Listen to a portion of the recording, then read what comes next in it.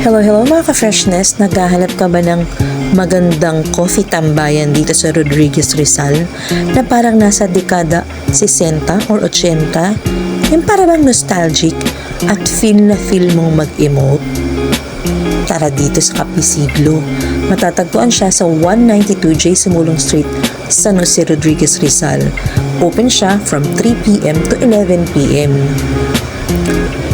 At syempre, para mas feel na feel mo, umakyat ka dito sa kanilang second floor at makikita mo may iba't ibang lamesa dito. Pwede rin namang humiga ka.